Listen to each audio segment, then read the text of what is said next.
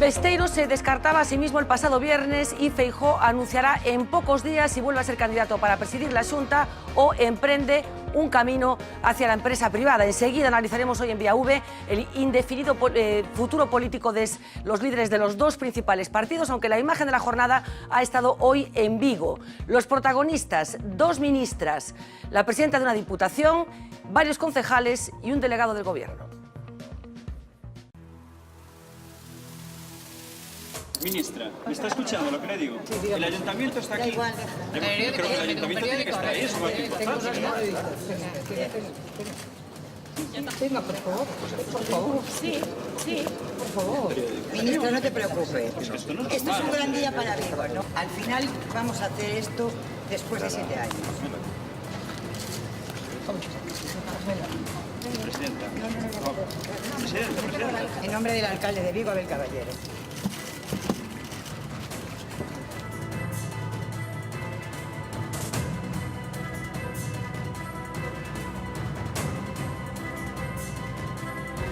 Bueno, hablaremos hoy de este incidente que se produce en la ciudad de Vigo y que denota que las relaciones entre políticos pues no pasan por su mejor momento, por lo menos en algunos territorios, aunque a pesar del parón institucional al que ya nos estamos acostumbrando, hay cosas que continúan funcionando. Por ejemplo, el Foro Económico de Galicia. Fernando González Laxe, moi boas noites. Bueno, a semana pasada presentaban informe de conxuntura socioeconómica para falar do que aconteceu o ano pasado na economía galega. Imos ter ocasión de falar polo miúdo deste informe, pero se tiveras que definir as constantes vitais económicas do país de Galicia nestes momentos, como farías? A economía galega medra, que está xenerando emprego, pero avanzamos máis despacio que as comunidades autónomas máis dinámicas e alonsámonos da media española. É preocupante ese pero? Ou é preocupante porque estamos na economía ascendendo, medrando, entrando nunha nova senda, e sería bo que ese crecemento fora moi sostible y que fuera más maduro. Bueno, vamos a tener ocasión, como decía, de comentar con detalle este informe. Lo vamos a comentar también con Julio Sequeiros. Muy buenas noches. Hola, buenas noches, Miguel Fernanda. Ángel Vázquez, muy buenas noches. Jorge González de Gurriarán, muy buenas noches. Muy buenas noches. Un informe al que asistía nuestra compañera Marta Carballo para quedarse con los titulares fundamentales de esta radiografía que periódicamente, como decía, se realiza desde esta institución, desde esta organización que nos tiene muy al tanto de todo lo que va pasando en la economía de nuestro país, de Galicia. Lo vamos a ver. La incertidumbre política se traslada a la economía. Difícil para los economistas responder a una pregunta. ¿Cómo va a ser el 2016? É difícil, non? Está claro, e eu creo que sí que isto hai que descartalo, pois a hipótese de recesión. A partir de ahí, proyecciones, la posibilidad de que el crecimiento siga un 3% en España, un 2,5% en Galicia. Nos acercamos, pero no llegamos. Vai ser difícil, moi difícil que Galicia adiante a media española, moi difícil, pero a diferencia vai ser pequena. ¿Cómo hemos llegado hasta aquí? Es de algunas luces y de algunas sombras. Luces porque en 2015 hemos crecido un 2,1%, aunque menos que el 3,2% de España. Seguimos sin converger. ¿Cómo hemos crecido? Ha mejorado la demanda interna, el consumo y las inversiones, pero mostramos más debilidad en las exportaciones. No hay nuevos mercados. Galicia exporta a la Unión Europea y no a países emergentes. ¿Hemos aprendido algo?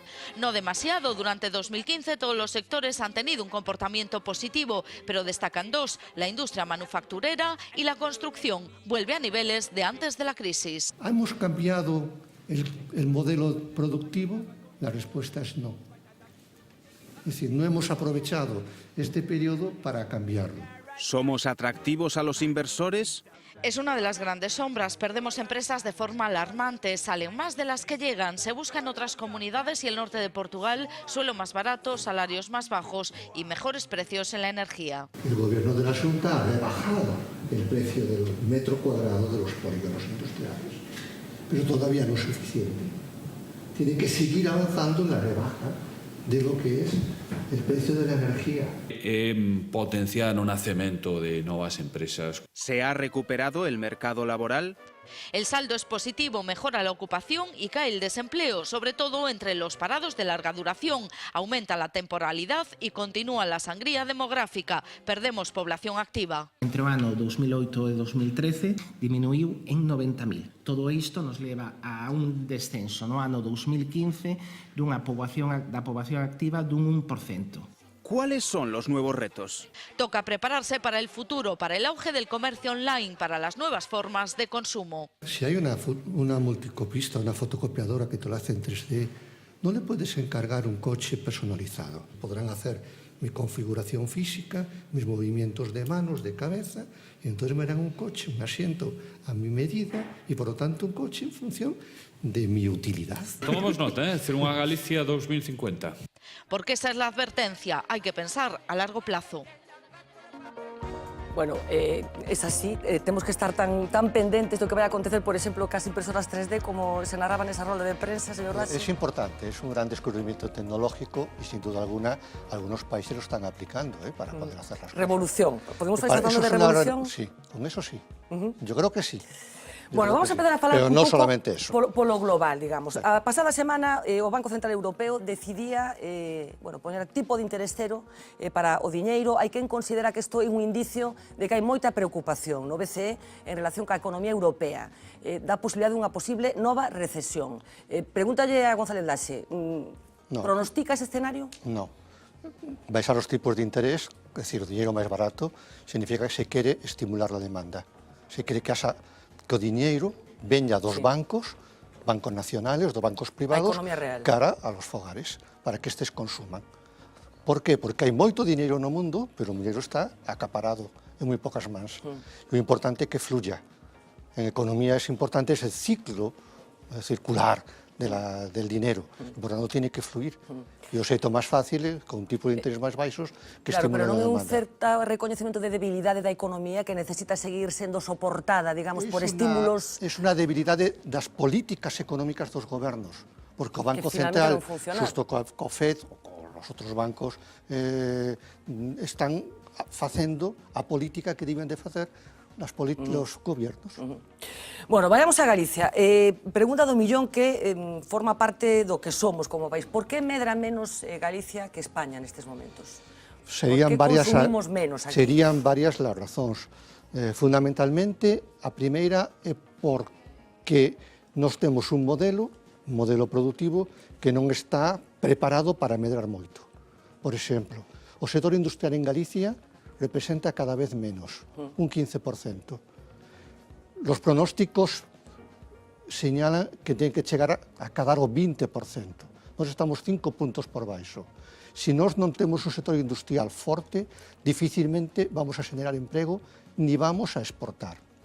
A segunda, un tamaño de nosas empresas pequena, moi pequeno o tamaño de nosas empresas, que é moi difícil incorporar tecnoloxía. Por lo tanto, ser moito máis productivos. Terceiro lugar, a nosa productividade é moi baixa, por debaixo da media española. Entón, é moi difícil ter economías de escala ou ganar cartos. E, último lugar, para non enredar máis, nós temos un posicionamento externo en unos mercados moi concretos, para unos produtos moi específicos.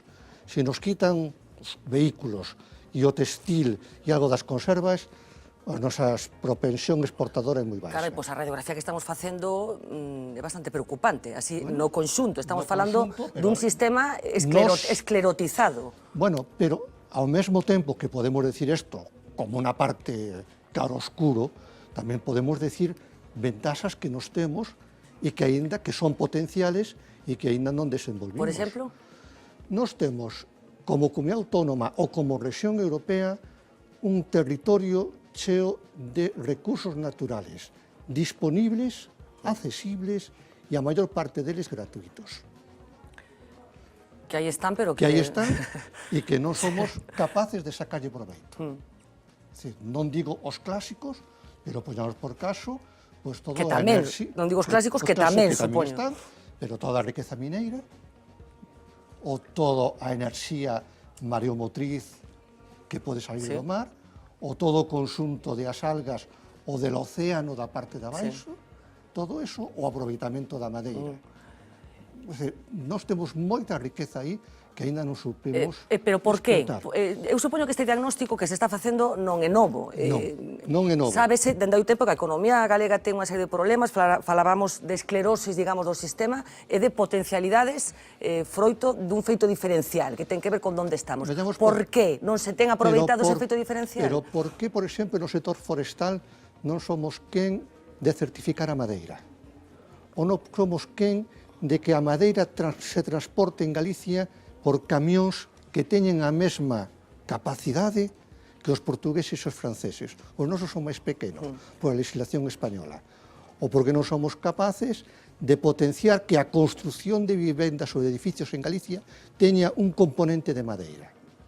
Ou porque non somos capaces de poñer alimentos baseados no leite que teñan maior valor engadido. Yogures e outros produtos. A pregunta fago eu, por qué? Cecais porque o ben os empresarios non atoparon esas investigacións, esas pescudas no mundo da universidade, ou porque os gobernos galegos non foron quen de aplicar ou de dirixir as medidas e as accións de política económica potenciando esas liñas de traballo. Eso fixo outras comunidades autónomas, por exemplo, o País Vasco, que apostou sempre por a industria. Nos imos cambiando cada ano, cada 2 anos, con un programa de estrategia internacional que dirixe o LIGAPE, pero cada ano cambia os seus objetivos. E aquí é importante a constancia. Ben definido o diagnóstico e constancia. Que sucederá? Escoitamos enseguida, pero que sucedería ou que sucederá, que lle sucederá á economía galega se non se muda ese sistema, se se sigue optando por un modelo productivo que non ten que ver moito con nós, sino con outros territorios? Pois se non se muda, formaremos parte do grupo de rexións europeas que se chaman atrasadas, que se chaman periféricas e quedan fora desa inserción internacional. Non vamos participar en eso. Bueno, pois, a ver, hai máis cousas que teñen que ver co informe, pero quero empezar a escoitar o resto dos membros da mesa. Empezo por ti, Miguel Ángel. Eu non sei se estás de acordo con ese diagnóstico que fai González Laxe do que é Galicia e do que debería ser. Completamente. Eu creo que o problema galego non é unidireccional, non é unidimensional, ten moitísimas aristas, tanto o problema como as posibles solucións, non? E, por lo tanto, hai que buscar unha configuración poliédrica, non? Pero, de alguna maneira, ligado ao que dicía Fernando, é dicir, en parte eu detesto un aspecto casi cultural, unha falta de iniciativa emprendedora, de asunción de riscos, de valorar asumir determinadas iniciativas. Logo, temos un sector público que eu creo que ten que repensar que é o que quere facer e ten que empezar a tomar decisións priorizando o que é importante, non? Entón, hai moitísimos aspectos en donde, bueno, vamos deixando que vayan pasando pouco a pouco, que vayan evolucionando pouco a pouco e estamos languidecendo. Vamos a ser unha rexión atrasada, como dice Fernando, non? E aparte, eu creo que estamos nun momento clave dunha encrucijada importante, porque un dos problemas que ten a economía galega é xa non o envellecemento e a perda de poboación, sino a perda de poboación activa. E iso o que pode estar hipotecando é o futuro deste país para os próximos anos. Claro, é unha especie de pescadilla que se morde a cola. Se non xeramos actividade económica, ao final non asentamos a poboación, e estamos de alguna maneira exportando, que ese termo non me gusta desde o punto de vista de capital humano, pero estamos sacando de Galicia un capital humano que podría empezar a facer todo eso que dicía Fernando, que temos que ir facendo sector a sector. Por que aconteceu isto? Algo lle preguntaba a Fernando González Laxe, dá a sensación de que temos un país moi rico, pero que ninguén foi quen, polo menos nestes anos de autogoberno, de exprimir ou de singularizar. Quen tivo a culpa? De onde proceden? Eu creo que a culpa temos todos, tampouco hai que focalizar, non? Pero de todas formas, é dicir, a nosa forma de ver as cousas, dicir, por exemplo, o sector agrario, eu creo que hai que facer unha reestruturación importante, coste o que coste, e inda que ao principio costará sudor e, desgraciadamente, votos, que iso é porque a veces non se fan as cousas neste país, non?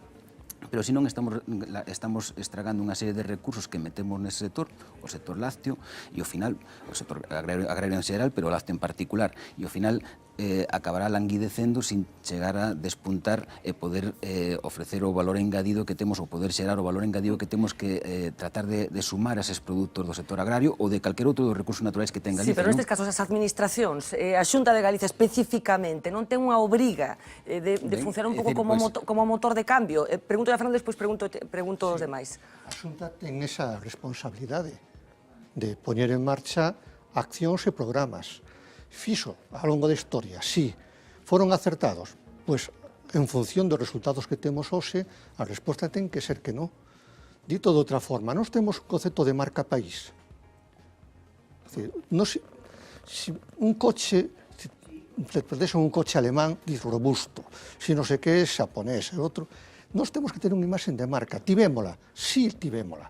Cando foi a moda, cando foi a xollería, cando foi os muebles, nós tivemos aí, cando foi o naval, nós tivemos, cando foi a pesca, nós tivemos unha imaxe de marca que ainda mantemos en moitos sectores. Ahora temos que ter unha imaxe de marca, primeiro, ten que ser industrial, e segundo lugar de servicios.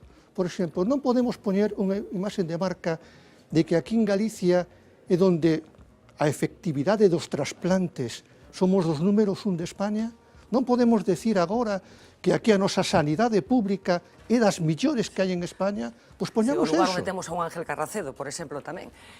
Temos moita xente, moitos institutos, moitos centros públicos, sobre todo público, punteiros. Esa nosa imaxe de marca, defendámola. Eu decía, cambiou moito a percepción que tiña na Xunta de Galicia cando Fernando González era presidente, que idea de país había entón, e se era sustancialmente distinta a que hai agora? Sí, completamente distinta. Antes estábamos pelexando polos fondos europeos, que foron a base de todas as infraestructuras posteriores que ten Galicia.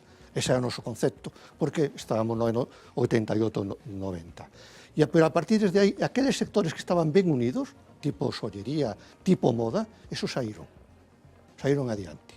E tamén había outros tipos de construcción naval que había. E a pesca funcionaba ben, e era o lanzamento da acuicultura. Moi ben, xa tiñamos aquela unos sectores e unhas actividades punteiras. Non tiñamos daquela universidade. Ora hai universidade, hai centros de investigación, moito diñeiro en I+D+I+E, poñéndola como educación grande. Bueno, aproveitemos eso. Pero será consciente entón dese feito diferencial do que falamos antes? Sí, era consciente porque daquela en Europa había 4 rexións que dominaban a Europa. Baden-Württemberg, Lombardía, Rhône-Alpes, capital Lyon, e Cataluña. As rexións punteiras de cada dos estados. E nós mirábamos sempre, con certa envexa, como esas rexións punteiras de cada país estaban chamadas os 4 motores do crecemento europeo. E nós queríamos ser como eles. Por eso xogábamos con a Eurorrexión ou el Arco Atlántico. E nós perdimos ese concepto de Eurorrexión, perdimos o concepto de Arco Atlántico, non nos sabemos posicionar. Non somos Galicia, somos Galicia, somos marítimos. Y tenemos que convertir el océano Atlántico en el centro de la economía. El centro no es Berlín. Nos tenemos que decir que el centro es el Atlántico. Y nos tenemos aí que xogar en esa ventaxa xeográfica que temos. E a partir de aí, con recursos abondosos que dispoñamos, pues facer algo. Miguel Ángel, como non sei se comparte esta reflexión. En liña co que decía Fernando, é dicir, incluso a nosa posición xeográfica non a sabemos aproveitar. É dicir, estamos ubicados estratégicamente, e, sin embargo, pues, os nosos medios, os nosos transportes, pues, non somos capaces de artellar unha intermodalidade que permita combinar os distintos medios de transporte e aproveitar esta situación. Entonces, bueno, en liña co que decía Fernando, é dicir, fai 20 anos, ou fai, xa cantos anos deso, fai 20 e tantos, Fernando, moitísimos, non? É dicir, pues, claro, daquela miraban a Europa. Neste momento, antes marcaban a encrucillada, que era a perda de poboación e a perda de poboación activa. Estamos nun momento no que estamos tamén nunha situación complicada de cara a futuro, é dicir, que o grau de solidaridade que nos estamos recibindo ven de Europa, que vai a ir diminuindo, o cal é lóxico, pero tamén incluso do resto do territorio español, do resto das rexións españolas, home, coa situación na que estamos neste momento vivindo, previsiblemente, e ojalá este equivocado, eso vai a ir diminuindo, co cal ou nos espabilamos para ser quen de poder manternos, non digo nos por nos mesmos nos próximos anos, pero polo menos con menor grado de dependencia, ou senón Galicia vai a entrar nunha senda de recesión, non?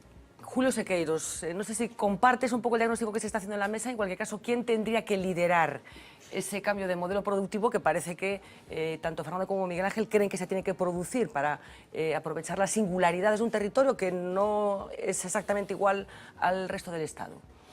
Bueno, vamos a ver, yo, o sea, puestas así las cosas, lo que haría sería dividir claramente lo que son problemas en el largo plazo, que vienen desde los años 80 o incluso desde antes, de lo que son los problemas en el corto plazo, problemas de coyuntura, que es de lo que va el informe, ¿no?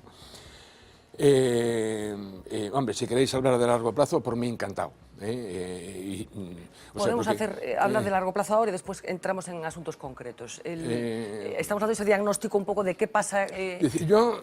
Mira, yo creo que que aquí, digamos, todo el proceso industrial, ¿no?, que se genera antes de la guerra civil en cierta medida, ¿no?, vinculado a las pesquerías y a la conserva y a la pesca, y que se desarrolla fundamentalmente después, incluso a partir de los años 60, es una industria básicamente de cabecera. Es decir, aquí están lo que son las primeras fases de los procesos productivos y lo que son las fases finales, como en cualquier otra parte del mundo, están ubicados cerca de los centros de consumo. Estamos. Es decir, a mí eso es lo que hay básicamente, y después hay un impacto bastante negativo de la globalización sobre la economía gallega, en la medida en que lo que son las fases iniciales de los procesos productivos, o incluso lo que son procesos productivos enteros, lo están haciendo en otras partes del mundo a un coste mucho más barato. Pero tú observas esas singularidades de Galicia, que tiene Galicia y que no están aprovechadas, digamos. Las observaba mucho más antes que ahora. Es decir, yo creo que con el paso del tiempo la singularidad de la economía gallega se ha ido diluyendo, y que en el fondo, digamos, que hay una economía prácticamente igual que la que hay en cualquier otra zona, atrasada de Europa. ¿El por qué es esto? Pues mira, pues hay 50.000 cosas, ¿no? Estamos en Europa, en el fondo es una inmensa X, que tiene una punta en el Algarve y tiene la otra en el norte de Finlandia, y en el otro palo una punta en el norte del Reino Unido y la otra punta en Grecia. Y esos dos palos, ¿en dónde se cruzan? Se cruzan en Alemania. Eso es el centro del sistema, donde son los salarios más altos. ¿Por qué? Porque las economías de escala son mucho mayores. Es decir, yo traigo aquí unos datos que están sacados desde el año 80. Desde que empieza la autonomía, lo cual no quiere decir que la responsabilidad sea la autonomía. Esto viene desde mucho más atrás. En el año 80 nosotros aportábamos el 6% del PIB español, prácticamente durante, pues hasta el 86. Hoy estamos aportando, o sea, del 6 en el 5,1. Estamos hablando de 100.000 millones de euros menos. En el año 80 nosotros teníamos el 7,5% de la población española. Hoy tenemos el 5,9%. Es decir, como consecuencia de esto, la renta per cápita a principios de los 80 era el 80% de la media española y hoy es el 86,7%. Es decir, y lamentablemente esto no viene desde el año, desde el año 80. O sea, aquellos antiguos informes de la Renta Nacional de España y su distribución provincial que sacaba un banco, pues en el año 50 pues tenías prácticamente el 7% del PIB y tenías casi el 9% de la población. Es decir, esto y lo que tiene, digamos, de particular, es que no tiene nada de particular. Esto está ocurriendo en todas las regiones. Claro, no tiene nada de particular y no tiene solución, porque da la sensación de que tú estableces una especie como de inevitabilidad. Sí. Yo creo, digamos, que esto es consecuencia del mercado, del propio funcionamiento del mercado, básicamente a través de... Hay una especie de determinismo lo que tú planteas, que no hay ninguna capacidad para influir en tu posición en el mundo. Yo no conozco ningún caso. Y mucho menos de una región dentro de una economía nacional y un área monetaria que sobrepasa la economía nacional. Bretaña, en los años 80... O sea, Bretaña tiene la ventaja de que tiene París a 80 kilómetros. Bueno, no, claro. tiene otra ventaja, que el acceso del tren a Bretaña, es la única excepción, el territorio francés, es gratis. Es decir, no hay que pagar peajes en las autopistas francesas. Si vas a Bretaña, y los demás sí. Bretaña tenía prácticamente la misma renta, la misma participación en el PIB y en la población en los años 80, años 70, cuando tú y yo estábamos empezando a dar clase en la universidad. Y teníamos el modelo bretón, también por otros motivos, fundamentalmente políticos y culturales, como referencia. Y Bretaña apostó por varias cosas al mismo tiempo. Ventaja política, por un lado, pero hubo automóvil y desarrollaron muy bien todo el sector primario y después las comunicaciones. Es cierto que está muy cerca de Londres, está muy cerca de París y está muy cerca de Rotterdam. Es cierto. Pues hombre, no son tres cosas que no son menores. Sí, pero también tuvieron accidentes de derrames de petróleo y crearon un gran centro. El Erika. Y el ExxonMobil y bueno, y otro más, el Amoco Cádiz. Ah, justo. Sí, el Amoco el Cádiz. Erika fue más reciente. Y ahí crearon un centro, tienen un IFREMER, tienen muchas cosas. O sea, tú no que compartes reaccionaron. ese cierto determinismo del que habla Julio. No, yo estoy de acuerdo con Julio que hay una X y que el centro es Alemania, eso es cierto. Si eso es cierto, lo que tiene que hacer un habitante de un territorio, digamos, fuera en el extremo de esa X, es luchar para que su modelo no caiga en esa desesperación. Porque uno de los problemas de Galicia sería que forma parte, que es un país atlántico dentro de una concepción mediterránea de la economía, ¿o no? Yo digo que hay países que desarrollándose en función de la maritimidad tienen opciones. Por una razón muy sencilla, porque el 85% del comercio mundial se realiza por vía marítima. Entonces, el de larga distancia. El comercio mundial, Julio, es decir, hombre, normalmente lo que van a hacer son larga distancia y después hay intermodalidad.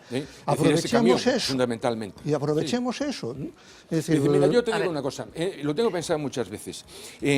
O sea, todo el tema que ya salió aquí del famoso arco atlántico, etcétera, etcétera.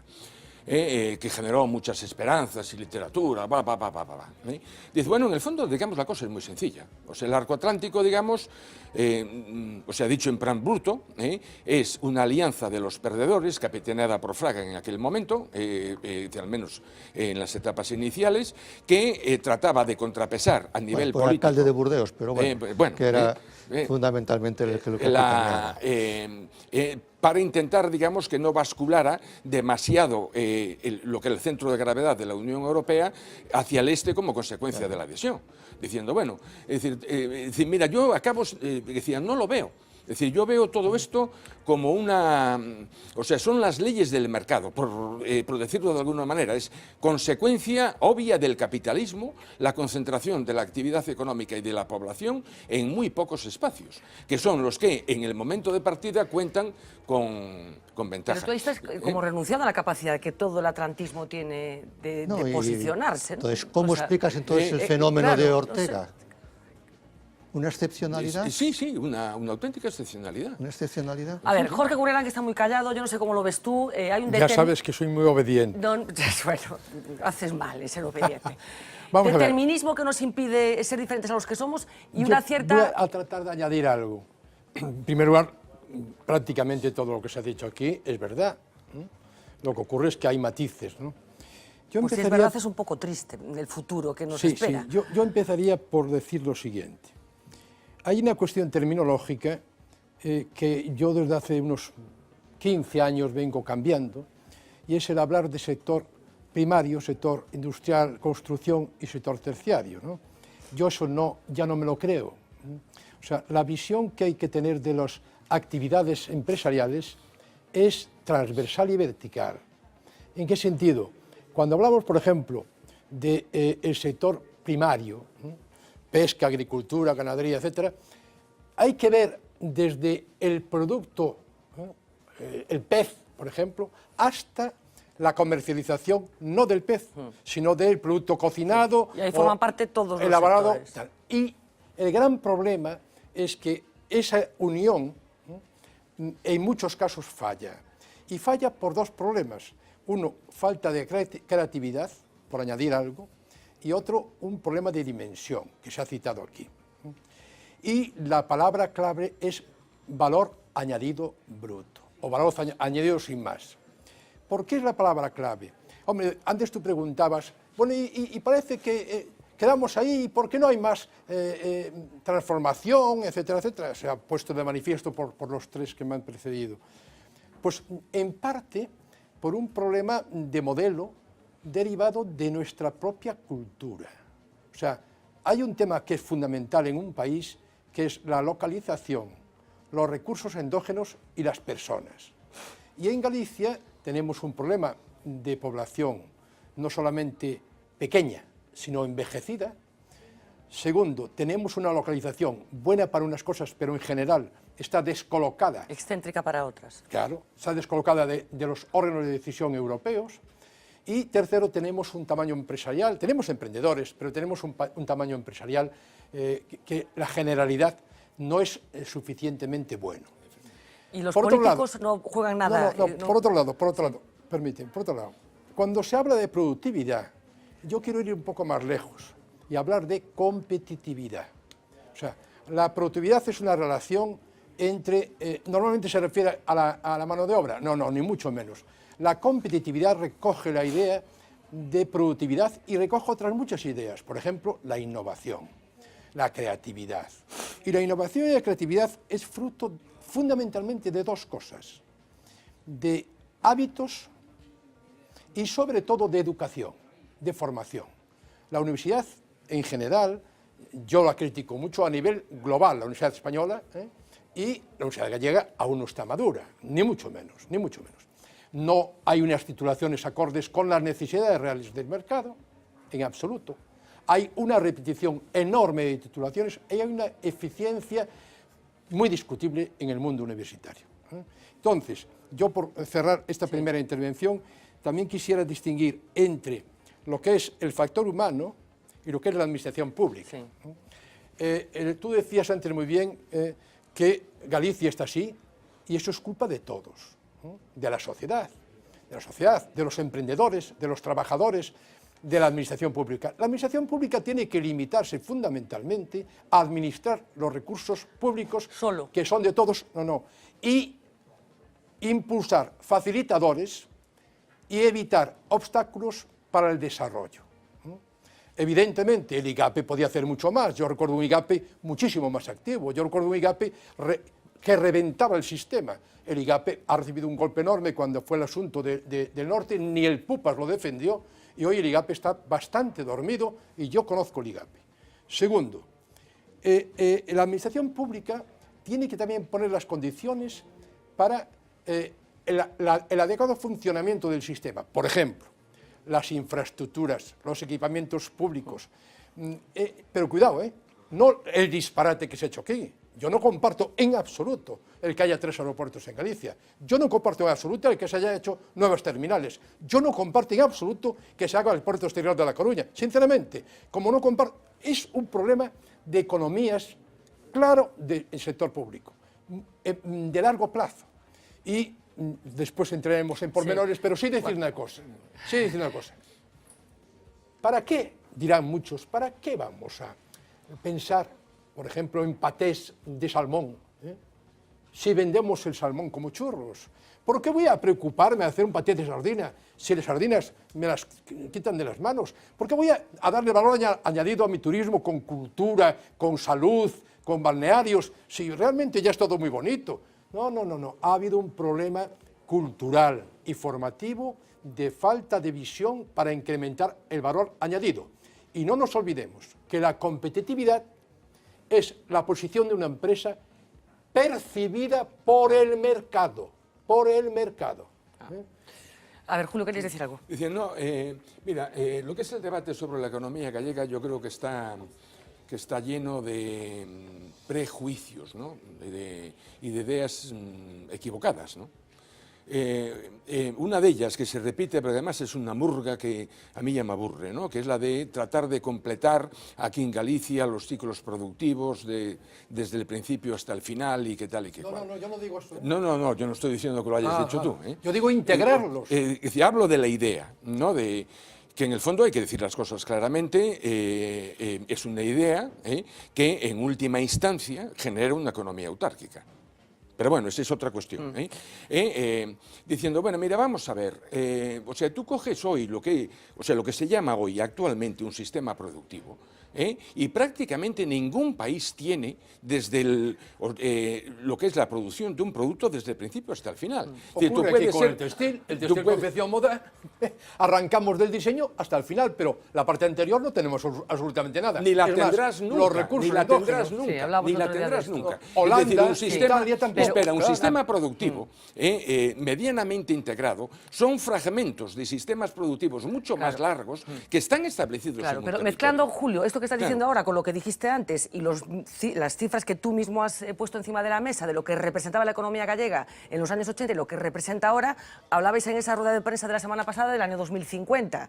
¿Qué queda? ¿Qué le contamos a los niños que estamos criando en nuestras casas? ¿De qué va a ser Pues esto? mira, yo honestamente, si en el 2015 somos el 5,9 de la población española, en el 2050 seremos el 5.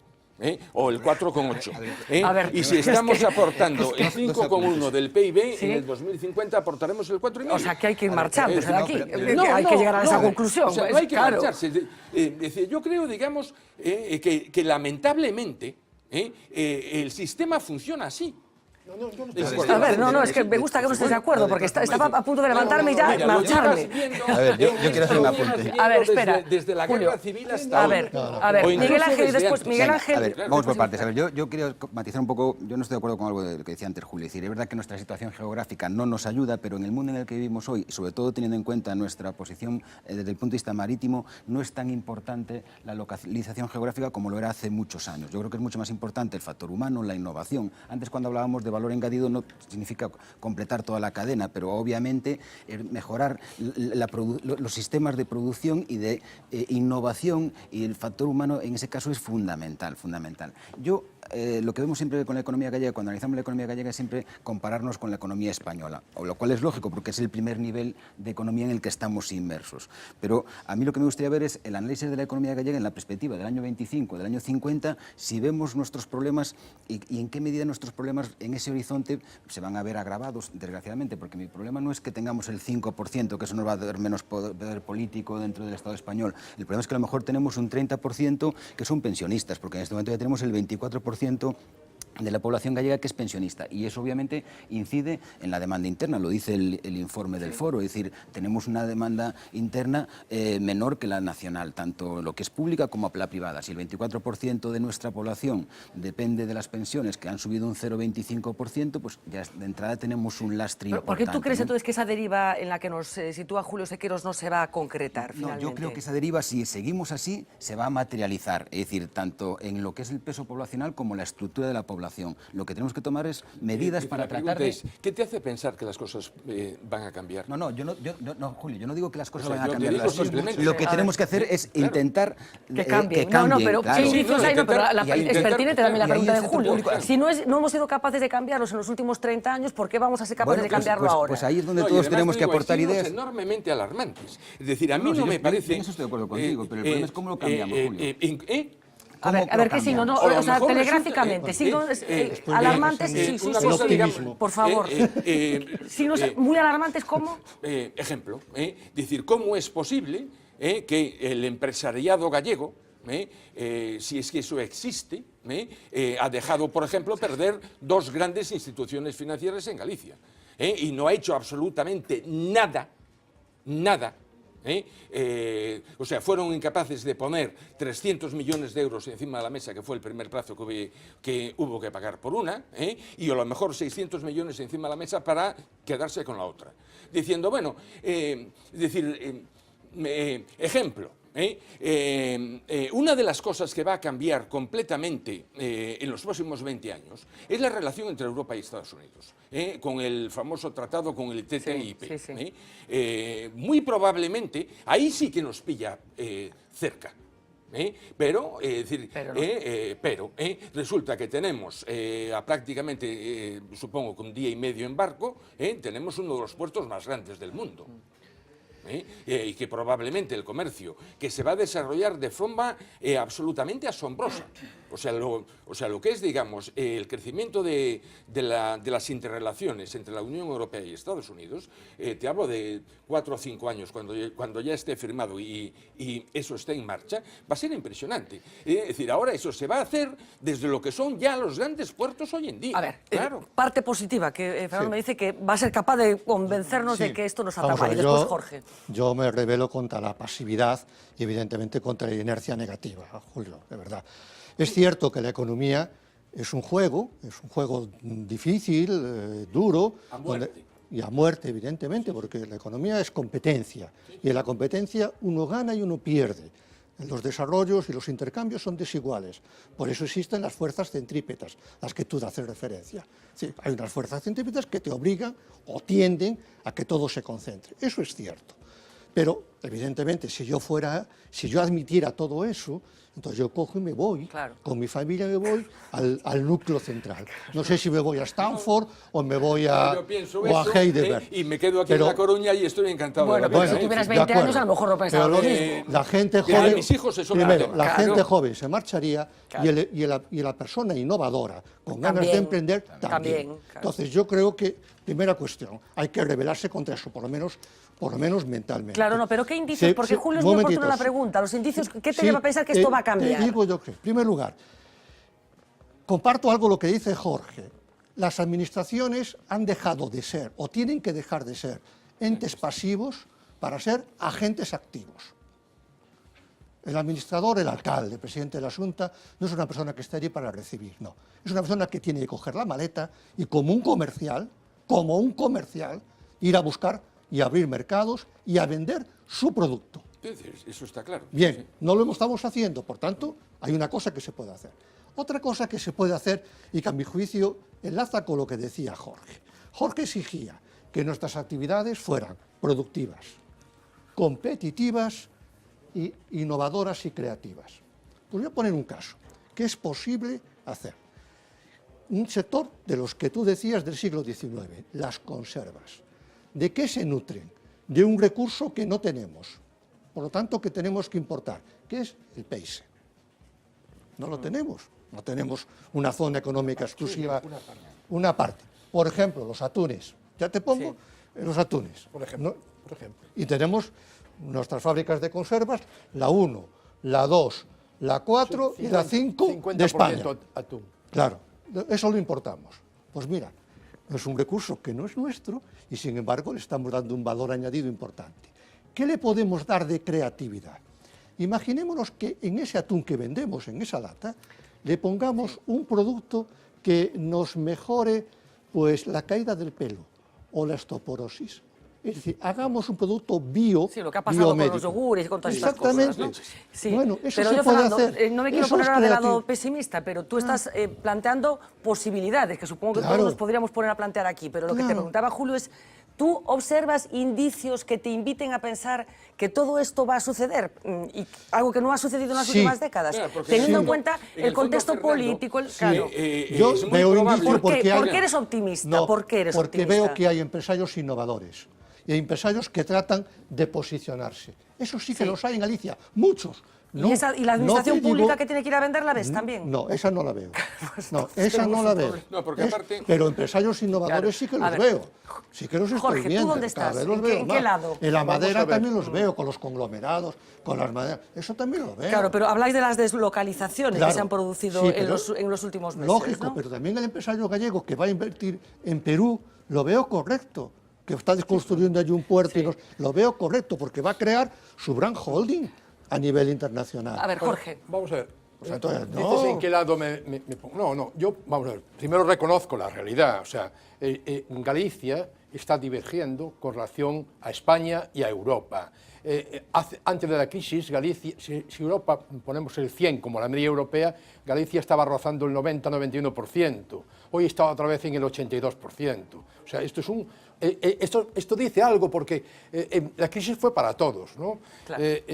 Por otro lado, si el PIB de Galicia, vamos a decir, privado era de 43.000 millones antes de la crisis, 51.000 el total, el público y privado, bueno, pues estamos todavía en los 4 4 puntos por debajo de entonces. Todo esto es malo. El paro, pues el paro en términos relativos creció, porque con relación a España había un diferencial mucho mayor. Todo eso es verdad, ¿eh? Y sobre todo lo que más me preocupa es el tema de la población. Ese es un tema muy serio. Hablamos aquí hace unos días ahora de bien, este ahora bien. asunto. Yo quisiera matizar ¿por qué entonces a pesar de todo es positivo? El positivo es el siguiente. Galicia y los gallegos, muchísimos gallegos fuera de Galicia y algunos dentro de Galicia, han sido enormemente innovadores.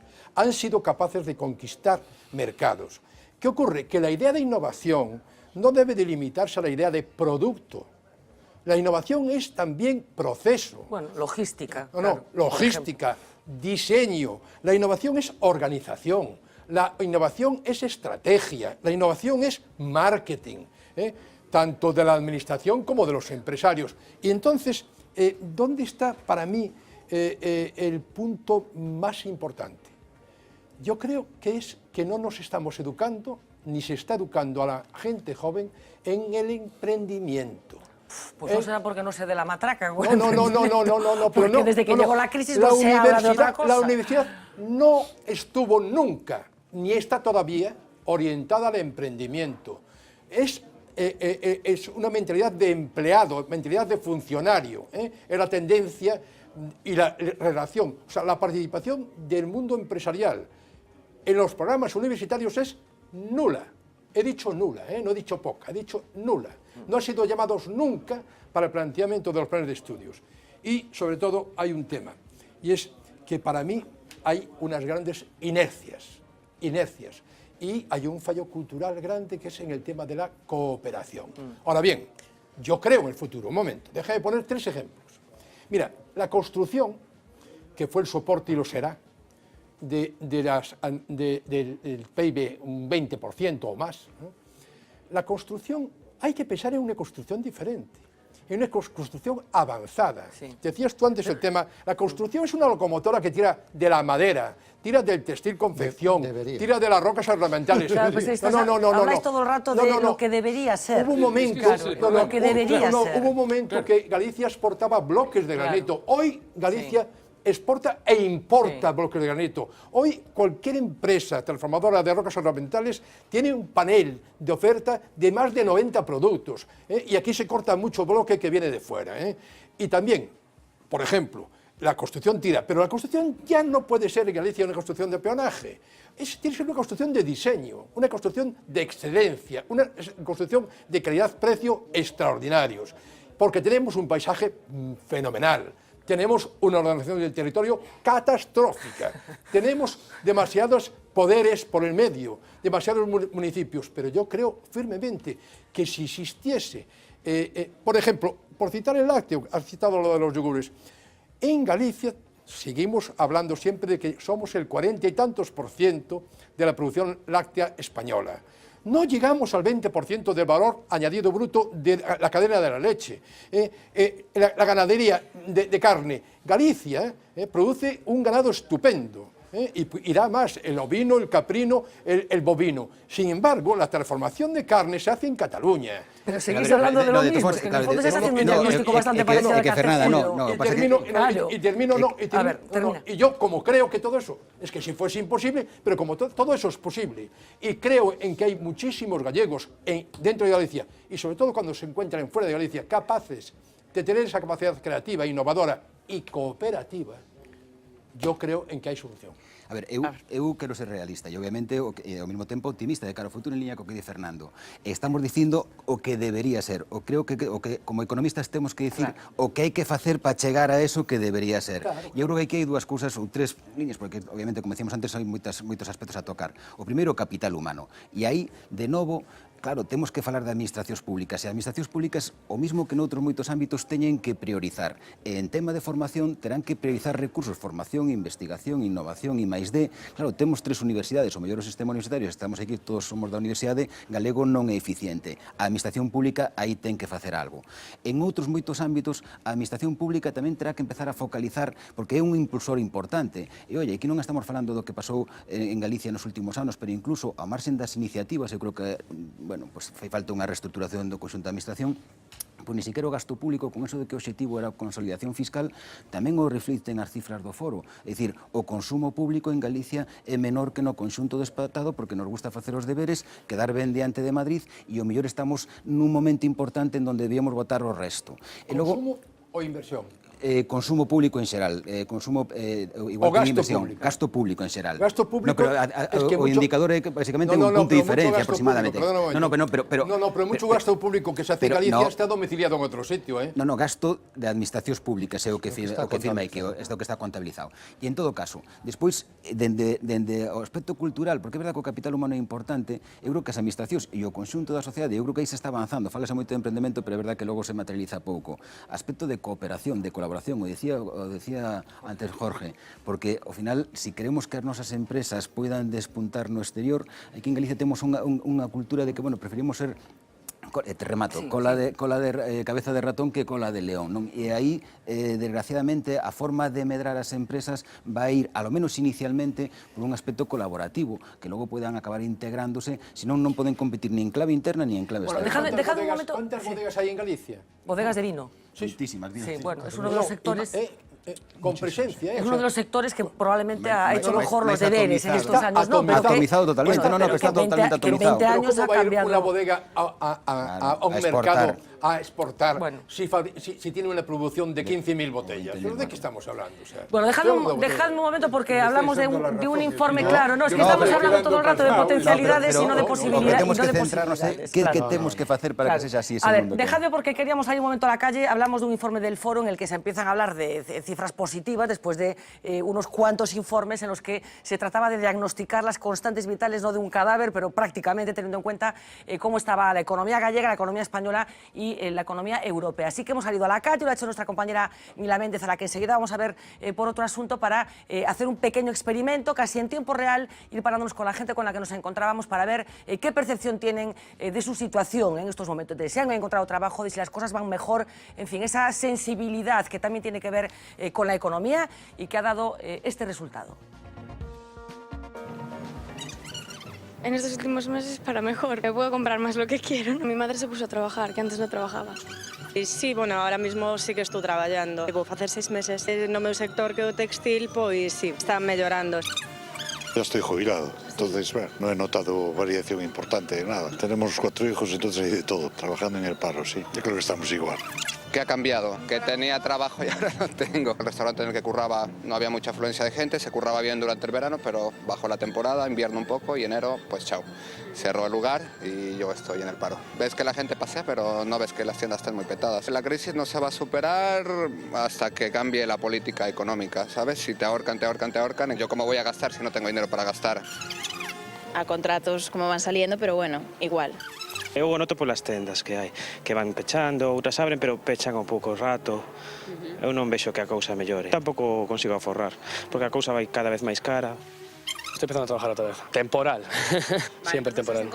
Busco lo que puedo. Los salarios son cada vez más bajos. Trabajan muchas más horas de Dios. Yo no suelo ahorrar. No puedo. Yo trabajo temporal, claro, indefinido no. Indefinido es muy difícil para conseguirlo, muy difícil. Tienes que estar bien de tiempo para que te hagan indefinido. Pero a ver si mejora, ¿eh? Ahí está. No, lo siento mucho.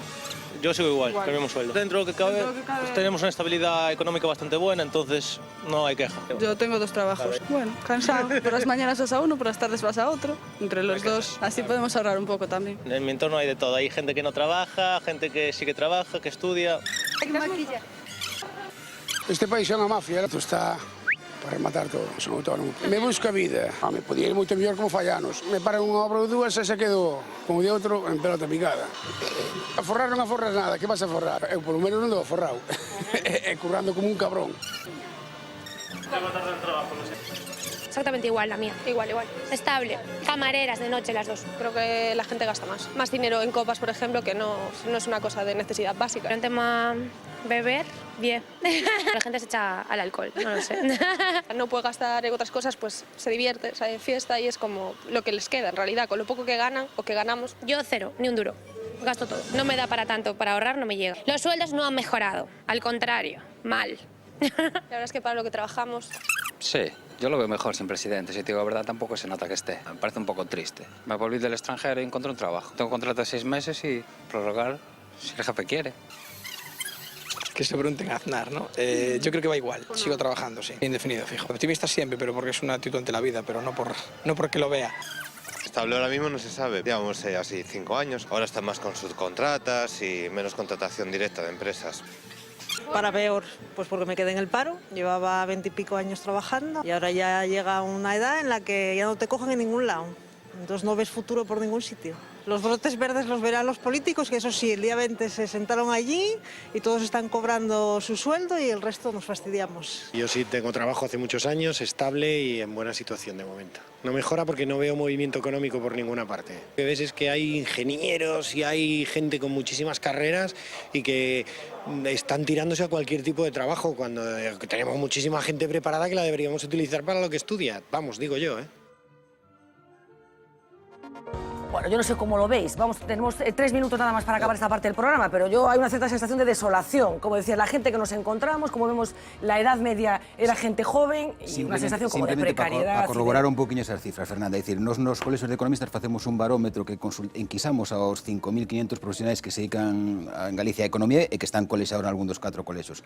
E acabamos de presentar a semana pasada o barómetro correspondente a final de ano, principio deste ano 2016, e basicamente un pouco as conclusións deses espectadores privilexiados, porque estamos falando de xente que está, bueno, pues, o asesorando ou en contacto directo co que é a realidade económica. E é que, bueno, pues, máis da mitade o ven igual e está, sobre todo, cambiando a tendencia respecto de fai 6 meses, incluso que se está temperando o crecemento. Sobre todo, claro, que estamos falando, insisto, esta quizá foi feita na cidade da Coruña, bueno, que é unha das 2 grandes cidades do país. O informe Ardando, que falábamos outro día, indicou uns anos que o polo económico subiu cara ao norte. Quero dicir, aquí está Inditex e todo. E esta sensación que ten a xente, cando lles preguntas pola rúa, insisto, xente nova, e a sensación que dá é que aquí temos algún que outro problema de vitalidade económica e de vitalidade social, non sei como vedes, non? Nos pusémoslo aquí el índice de confianza empresarial e do consumidor. E tamén de subir este último trimestre está estabilizado o tirando cara. Bueno, pois aquí entón, xa para rematar, enlazo co outro asunto que hai que comentar tendo en conta as circunstancias. Está influindo a situación económica, a situación política, a situación de inestabilidade, de incertidume en todo este panorama.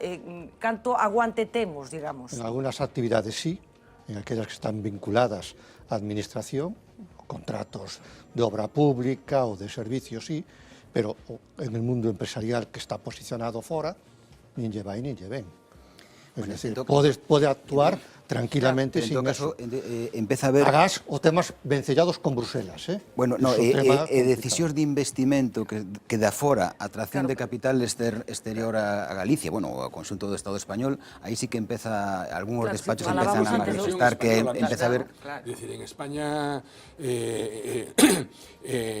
o sea, prácticamente, digamos, desde septiembre, o sea, desde el verano, o sea, desde el último verano, cuando ya venía el proceso electoral, que no se sabía muy bien y tal y cual, hay una especie, todos quietos a ver qué pasa aquí, ¿no?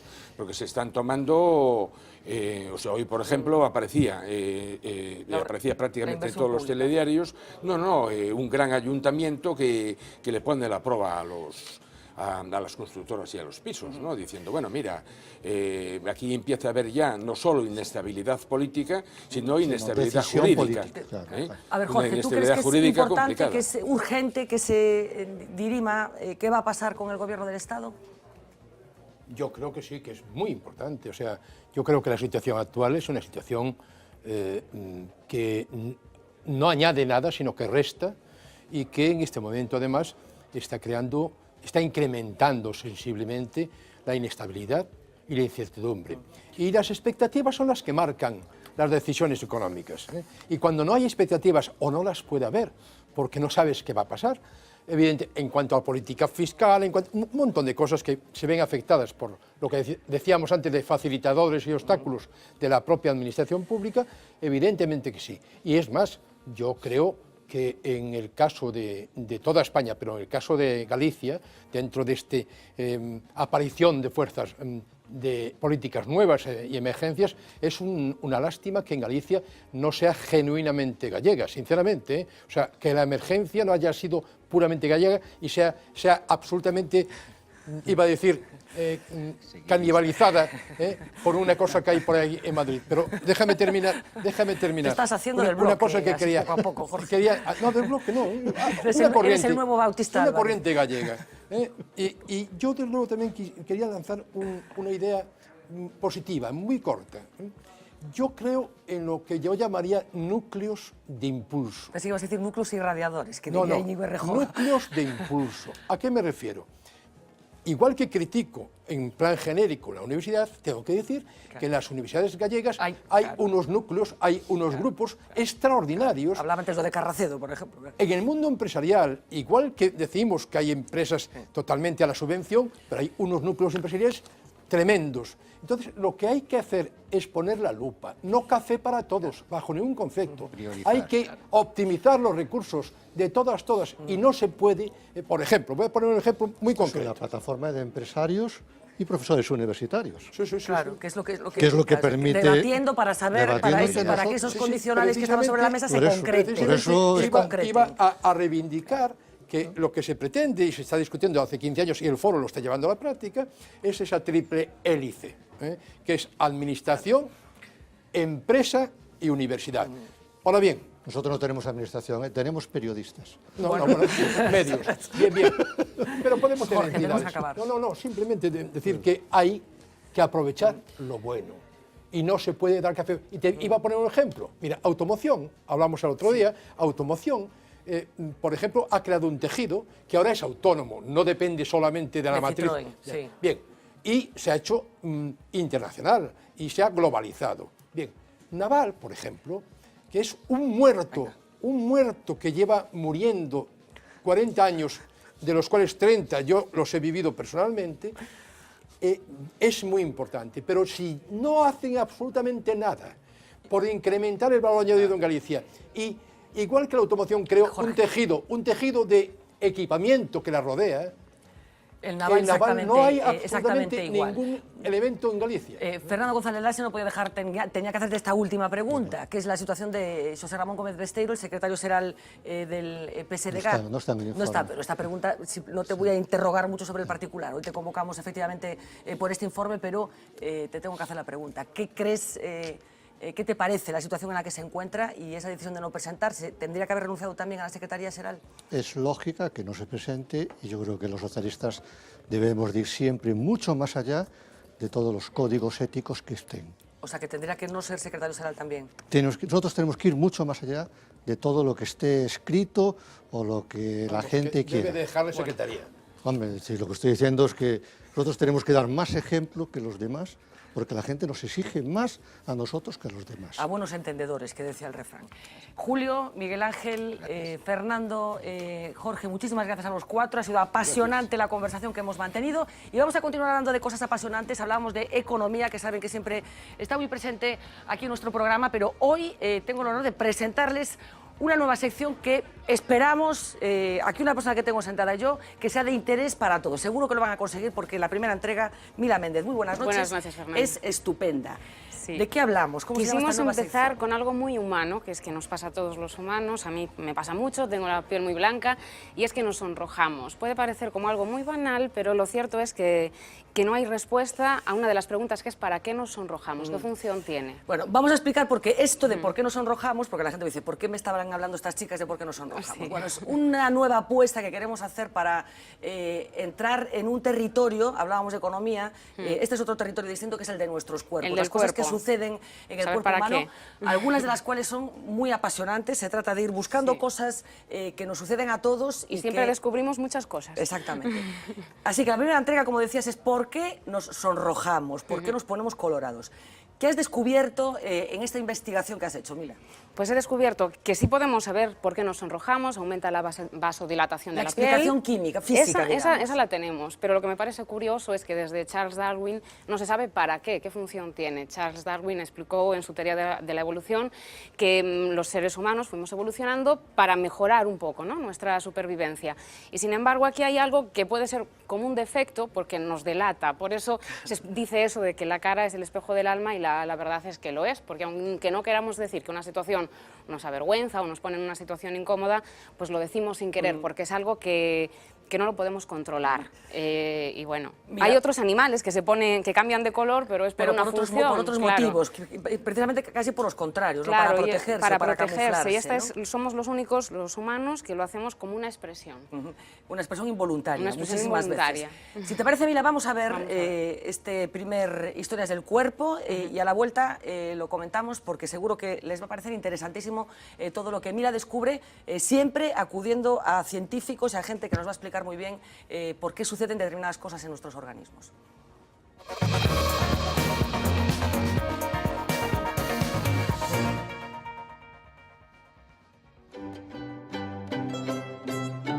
Todavía no puede ruborizarse.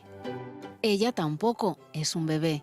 Ella lo tiene difícil porque con los años esta respuesta fisiológica disminuye, sobre todo en el caso de los varones. Hay algo en lo que los humanos sí podemos presumir de originalidad.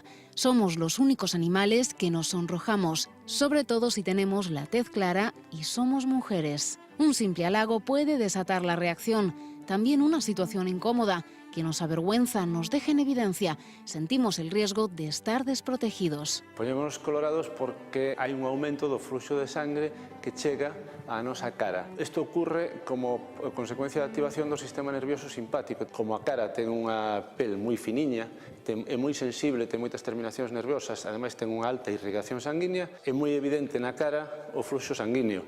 Se este aumenta, poste colorado. Se ese fluxo disminúe, por algunha razón, entón é cando nos quedamos pálidos. Inda que o mecanismo é sinxelo, o concepto de poñerse colorado é moi complexo. Tes que ter consciencia de ti, tes que ter consciencia da situación na que te atopas e tes que ser consciente de que esa situación pode ter riscos. E iso non é algo que os animais sexan capaces de facer.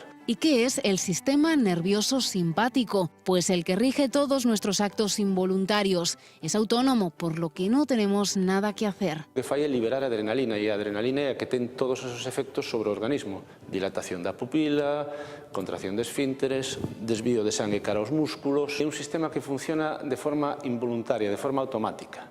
Ele actívase en determinadas situacións e non podemos evitalo. Esta reacción momentánea se convierte a veces en obsesión. Pode chegar a ser unha cousa extrema, como calquera emoción. Es la eritrofobia, el pánico social a sonrojarse y que puede llevar al que la padece a su aislamiento. Y sí, se puede operar. Trátase cirúrxicamente. Hai que cortar o nervio simpático que inerva a parte superior do tronco. Seccionado o nervio simpático, pois é certo que non se ruborizan ou non se ruborizan tanto. Tengo la impresión de que te ruboriza, señor gran artista. No me imagino a Monsieur Monet ruborizándose. Él pinta paisajes. El rubor, del latín ruber, rojo, nos desnuda.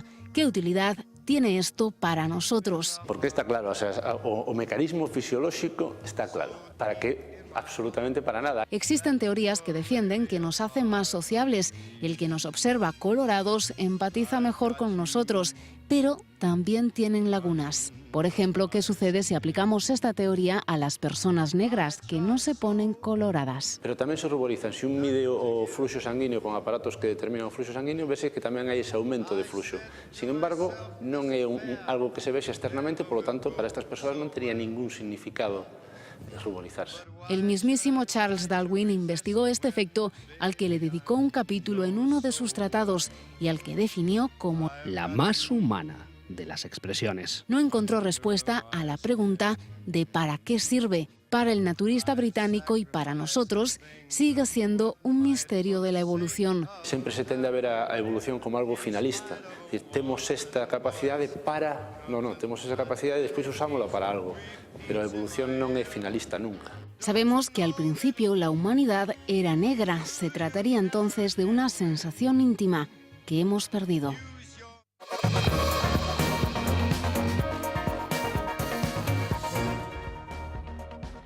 Bueno, interesantísima historia, Mila, estupendamente contada, con esos gráficos maravillosos que nos van a ayudar cada semana o cada 15 días a entrar en estas historias del cuerpo.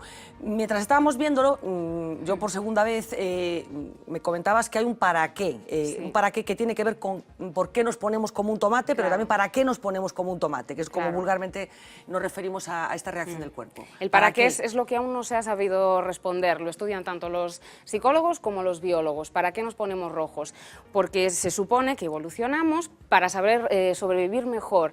Y se creó una teoría, que es la teoría de dos primatólogos ya en los años 80, del cerebro maquiavélico, que ya vieron que los primates empezaban a mentir y lo hacían para sobrevivir mejor. Sin embargo, al ruborizarnos, ¿qué pasa? No queda de manifiesto mentir, nuestra mentira, claro. ¿no? Y entonces hubo otra teoría de un psicólogo holandés, de Walls, psicólogo y biólogo, perdón, y dice que es porque somos honestos. Entonces, es una demostración de que el ser humano es honesto y así quiere empatizar Es con el resto honesto del grupo. involuntariamente, Es muchas honesto veces. involuntariamente. Es como a pesar de que su mente Claro. intenta mentir, finalmente la reacción de su organismo es para que quede en evidencia que está mintiendo. Lo que pasa es que incluso esta teoría tiene un pero, por eso que no hay ninguna definitiva, que es lo que decía Castor Rivadulla, por ejemplo, que le pasa a las personas negras. Ellos no quieren empatizar porque, aunque sí aumenta su vasodilatación en la cara, no se percibe el rubor. Como te pasa a ti, que seguro que se te nota mucho, Claro, a mí teniendo se me en cuenta nota que eres mucho. mucha más blanquita que yo.